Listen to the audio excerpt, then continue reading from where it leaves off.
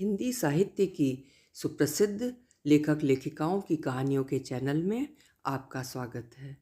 आज सुनिए वरिष्ठ लेखिका राजी सेठ जी की लिखी हुई कहानी समांतर चलते हुए। तो शुरू करें कहानी समांतर चलते हुए। दरवाजे की नीचे की दरार से ना जाने कितनी तेजी से डाकिये ने सरकाया था पत्र कि जरा सा गोंद के सहारे चिपका लिफाफा अपने आप खुल गया और उसमें कैद कागज की तहें बाहर झांकने लगीं। उठाते उठाते उसमें से कुछ खिसक कर नीचे गिर गया। देखा पान के पत्तों के आकार के मोटे कागज पर काटे गए दो पत्ते, परंतु आपस में जुड़े हुए। स्पष्ट था ये पत्ते हृदय का आकार इंगित कर रहे हैं। एक पर लिखा था यू और दूसरे पर आई। लिफाफा पलट कर देखा, नाम मिलिंद का ही था। एक हल्का सा आमोद भाव जो पत्तों के आकार को देखकर भीतर से उठा था, एकाएक ठहर गया। पत्र हाथ में लिए मैं आया और अपनी मेज पर बैठ गया। कुछ क्षण तक उसे उलट पुलट कर देखता रहा। स्वाभाविक था कि लिफाफा खुल गया है तो उस पत्र को पढ़ने लगूं, परंतु अपने भीतर एक अनचिन्हा भय पहचान पा रहा था। किस चीज़ से डर रहा था मैं? किसी बात के स्थापित हो जाने से? पर क्यों? साधारणतया इस घर में कोई किसी के पत्र नहीं पढ़ता, अचानक हाथ पड़ जाए तो भी नहीं। निजता के प्रति सम्मान इस घर में एक तरह से शुरू से ही चलता आ रहा है। एक सीमा तक तो व्यक्ति सबका होता है, परंतु एक सीमा के बाद किसी का भी नहीं। अपने आप के साथ हो पाना हर किसी की उत्कट आवश्यकता है, जिसका अतिक्रमण किसी हालत में नहीं किया जाना चाहिए। ऐसा मैं हमेशा से समझता और समझाता आया हूँ। मजमून हाथों में लेकर मैं इसे उलटता पलटता हूँ। मैंने इसे नहीं खोला, ये खुल गया है। मेरी इसे पढ़ने में कोई गहरी रुचि नहीं है, परंतु उत्सुकता अवश्य है। इसमें क्या लिखा हो सकता है, इसका मुझे कुछ कुछ अनुमान भी है। कुछ ऐसी बातें जो हर कोई अपने जीवन में कभी न कभी किसी रूप में दोहराता है, पर सोचता है कि वही इसे पहली बार सोच या महसूस कर रहा है। पत्र का संबोधन था, माई लव। विनोद का एक भाव उभरते उभरते कहीं भीतर ही दब जाता है। मैं अकारण अपने को गंभीर होते पाता हूँ। पत्र में वो सब था जो किसी को अपनत्व और निकटता का एहसास दे सके। चाह, व्यग्रता, पिघलन, आत्मीयता, कुछ चुने हुए समर्पित वाक्यांश, मधुरता का उफान उठाते हुए। मैं उसे एक ही सांस में पढ़ गया और फिर एक स्थल पर अनायास टिक गया। तुम्हारे होने से मैं अत्यंत सुरक्षित महसूस करती हूँ। तुम्हारे होने से मैं अत्यंत सुरक्षित महसूस करती हूँ। ये शब्द सारे मजमून से छिटक कर अलग जा पड़े और मुझे घेरने से लगे। ये शब्द क्या मिलिंद के लिए हैं?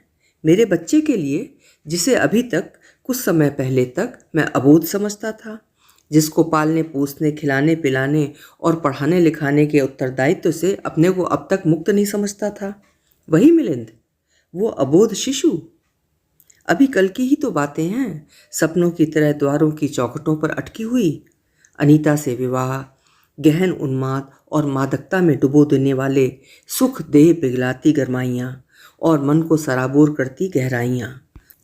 तन मन की पूर्णता में हिलोर लेते 3 वर्ष, फिर 2 के सपनों को नया अर्थ देने वाले एक तीसरे के आने की संभावना, उससे संलग्न स्वप्न और जीवन के लंबे चौड़े नक्शों की आयोजना, नियत की कुटिलता से अनजान जाने कितनी अपेक्षाएं, जिसमें न केवल भविष्य बल्कि जन्म जन्मांतर के साथ ही प्रतिबद्धताएं भी उजागर थीं।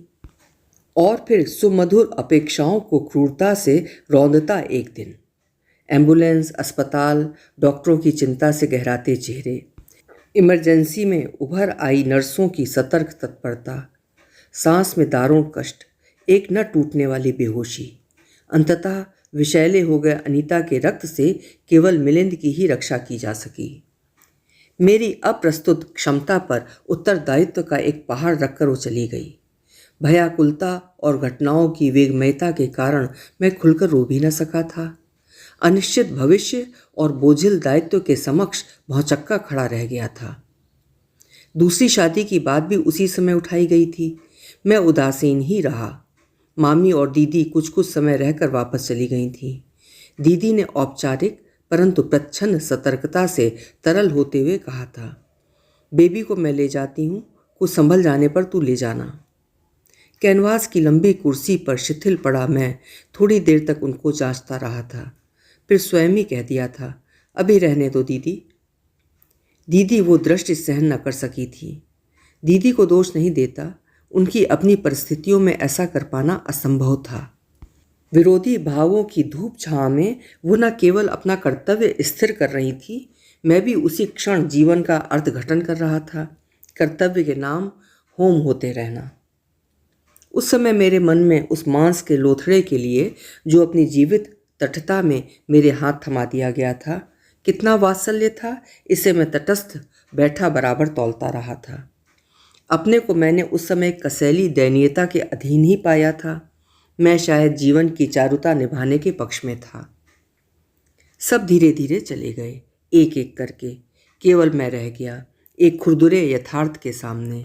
हर किसी का एक ही सुझाव कि मैं गृहस्थी बसा डालूं, विवाह कर डालूं, परंतु मैं अपने अतल में पिघलती दुविधाओं का कभी समाधान न कर सका।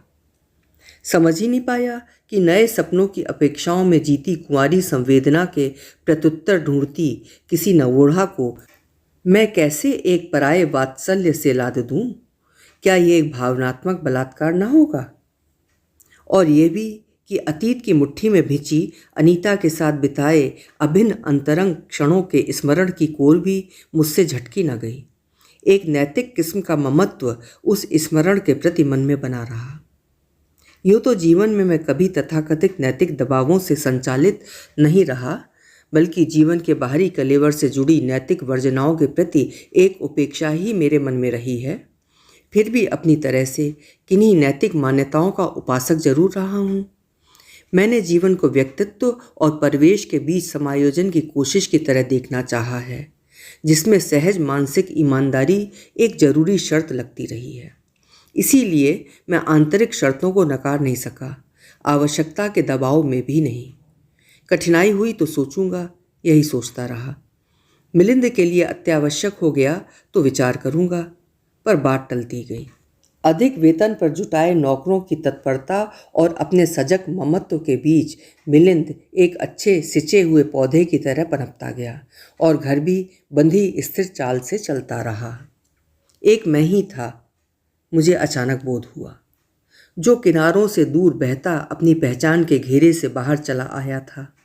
लगने लगा था ऐसे स्थल पर खड़ा हूँ जहाँ बीहड़ विस्तृत रेगिस्तान है, अकेलापन है, अकुलाहट है, रीते दरीचों से गुजरने वाली हवा का शोर है और कुछ नहीं। बहुत ध्यान से देखने पर लगता दूर, बहुत दूर दूर एक मंद सी लौ सा अतीत है, एक निर्वैयक्तिक वर्तमान और एक अनिश्चित भविष्य।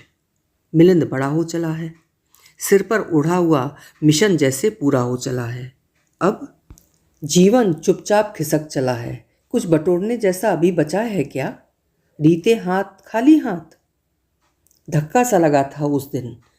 आपको पता है डैडी, इस महीने की 21 तारीख को मैं एडल्ट हो जाऊंगा। मिलिंद ने खाना खाते समय हंसकर कहा था। मैं चौंक गया था। क्यों चौंका? किसी दूसरे आसमान से उठकर तो नहीं आई थी ये बात। मेरे देखते देखते मेरे ठीक सामने घटती रही थी 18 साल, एक दर एक 18 साल। बहुत अच्छे, मैंने उत्साह दिखाया था, पर ठहाके की उस हंसी के साथ पहली बार उस पर अपने अधिकार के ढीलेपन का एक प्रच्छन्न सा भाव भी कौंधा था। मिलिंद एडल्ट, ये दिन हम खूब धूमधाम से मनाएंगे, कहकर दोशाला समेटता हुआ मैं अपने स्टडी में चला आया था।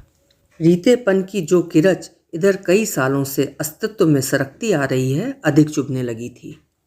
पता नहीं कितनी रात तक तिपाई पर पैर फैलाए मैं निश्चल बैठा रहा था। वो कब का सो चुका होगा, मैं कब से जाग रहा था। एक छोटी सी स्थिति हम दोनों पर अलग अलग ढंग से घट रही थी। उसकी और मेरी ज़रूरतों में इधर कोई संगति नहीं रह गई थी।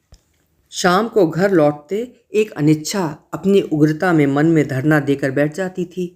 मालूम होता वो घर पर नहीं होगा, टेनिस खेलने गया होगा, वहाँ से लाइब्रेरी, वहाँ से अनिल के घर। घर में होता भी तो उसकी दिनचर्या और अपनी ज़रूरत में तालमेल बैठाना मुश्किल होता। वो जितना ही स्वतंत्र, संतुष्ट और आत्मविश्वासी हो रहा था, उस पर अपने मानसिक अवलंबन के कारण मैं उतना ही टूटता जा रहा था। एक ही स्थिति उसकी उपलब्धि थी, मेरी नियति। न जाने कैसे इतना ठहराव और सूनापन जीवन में सरक आया। रीतेपन की विभीषिका हर एकांत में प्रतिध्वनित होने लगी। अब सोचता हूँ तो लगता है कि इसी मनःस्थिति ने ही जीवन के वर्तमान अध्याय को जन्म दिया होगा। आज इस समय मिलिंद के नाम का पत्र हाथ में पकड़े पकड़े मुझे अनायास मंजुला के शब्द याद आ रहे हैं। तुम्हारे होने से मैं अपने को बहुत सुरक्षित महसूस करती हूँ। अपने अधपके बालों में उंगलियां फिराते शरारत भरी दुष्टता के साथ मैं उससे कहता हूँ, मेरे साथ? कब्र में पैर लटका कर बैठे इस बूढ़े के साथ? तुम्हारी पसंद की दाद नहीं दे सकता। वो हंसती है और कहती है कि मैं उसकी दृश्य से देखने की क्षमता नहीं रखता। मैं बार बार सोचा करता हूँ, क्या मंजुला मेरे एकांत की ऊब से उपजी अस्त व्यस्त बना स्थिति की तलाश है, या अनायास रास्ते में मिल गई कोई मणि? परंतु उत्तर नहीं पाता, उत्तर आवश्यक भी नहीं लगता। उसके साथ रहते प्रश्नों का हजूम टल जाता है अपने आप। अपने कुछ होने का, अपने को स्थापित करने का, अपनी अस्मिता के प्रति सजग होने का भाव अधिक उभरता है। उसके साथ रहकर लगता है मैं जीवन के प्रवाह में तैर रहा हूँ, अकेला तट पर खड़ा लहरें नहीं गिन रहा। उसके साथ हर आवाज़ सार्थक लगती है, खोखला शोर नहीं। इस सब के बावजूद हमने कोई भविष्य निश्चित नहीं किया। एक दूसरे पर अपने अधिकार को हड़प कर जेब में रख लेने की आतुरता हमारे मन में नहीं उग पाई। मुझे तो खैर आदत सी पड़ गई है अप्राप्ति के अंतहीन फैलाव में अपनी नन्ही सी प्राप्ति को कृपण की तरह पकड़े रहने की, परंतु वो भी कुछ नहीं कहती। मेरे और अपने संयुक्त भविष्य का कोई प्रश्न भूलकर भी मेरे सामने नहीं रखती। कोई ऐसा आग्रह उसकी ओर से नहीं आता। वो समझती है ये बहुत संभव नहीं है उसकी परिस्थितियों में। ऐसे विपन्न समय में वो अपने को अपने परिवार से विलगा कर नहीं आ सकती। पक्षाघात से पीड़ित और वर्षों से घरवालों की सेवा सुश्रूषा पर आश्रित पिता, युद्ध की भेंट हो गया बड़ा भाई, 2 छोटी बहनें जिनका लिखना पढ़ना जारी था। जीविकोपार्जन की मशीन बनकर घर की सिरमौर होकर वो एक ऊंचाई पर स्थिर बैठी है। उसे उपलब्धियां वर्जित नहीं, दिशा और मंजिल वर्जित है। अपनी धुरी पर कायम रहकर पैसे कमाती हुई वो कुछ भी करे, जीवन को किसी भी दृष्टिकोण से देखे, इससे किसी को कुछ लेना देना न था। वो घर की एक अविच्छिन्न आर्थिक नियति थी जिसे अलगाना एक आर्थिक प्रश्न अधिक था। इसीलिए उसने कभी कुछ नहीं कहा। मैंने भी उससे कभी कुछ नहीं पूछा। अत्यंत भीतर से जन्मे आवेगों के आलोक में हम हर बार एक दूसरे को पहले से अधिक पहचानते रहे हैं और निःशब्द निकटता को समर्पित होते रहे हैं। वो अपने को आलोड़ित नदी के वक्ष पर एक डगमगाती किश्ती सा महसूस करती है, जिसे किनारे की आशा नहीं, अतः तलाश नहीं, पर उसे पतवार संभालने वाले केवट का सहारा तो चाहिए ही कि प्रवंचनाओं के तटों से टकराए नहीं, टूट ना जाए। हम दोनों के बीच की स्थिति बहाव की एक स्थिति है, तरल, अबाध, पर दिशाहीन। तिस पर भी वो बार बार कहती है कि मेरे होने से वो अपने को अधिक सुरक्षित महसूस करती है। मैं जो उसका भविष्य नहीं रच सकता, उसे उसकी मारक नियति से निजात नहीं दिला सकता, उसे उसके परिवेश से तोड़कर नए भविष्य की परिकल्पना नहीं भेंट कर सकता, उसकी लड़ाई में हिस्सा नहीं ले सकता। एक ऐसा मैं, उसके साथ वो कहती है वो सुरक्षित महसूस करती है। कैसे कह पाती है वो? आज कोई और भी किसी और से कुछ ऐसा ही कह रहा है। वो सुरक्षित महसूस करती है उसके साथ। किसके साथ? मिलिंद के साथ, मेरे बच्चे के साथ, जिसके दूध की कच्ची गंध और पेशाब का गर्म गीलापन मैं अभी तक अपने कपड़ों में महसूस कर सकता हूँ, जिसकी खिलखिलाती हंसी की आहट वर्षों की सलवटों में से झांकती आज भी मेरे एकांत से खेल उठती है। वही मिलिंद, मेरा बच्चा, सुरक्षा के कंधे बढ़ाता हुआ किसी का अवलंबन बन रहा है। क्या सचमुच? मैंने उठकर पत्र बंद करके चुपके से मिलिंद की मेज पर रख दिया। उदास हूँ या थक गया हूँ, मुझे नहीं मालूम। आज शायद पहली बार मैं अपने को इतना बड़ा महसूस कर रहा हूँ। मुझे ध्यान आता है कि एक पीढ़ी के संघर्षों का अभी समाधान नहीं हुआ, दूसरी उसमें कदम रख चुकी है। तुम्हारे होने से मिलिंद अपनी नियति को शायद वो हमसे अच्छा झेल सके, शायद। ये थी राजी सेठ जी की कहानी समांतर चलते हुए। आपको कैसी लगी कमेंट बॉक्स में लिखिएगा। फिर मिलेंगे। आपका समय शुभ हो।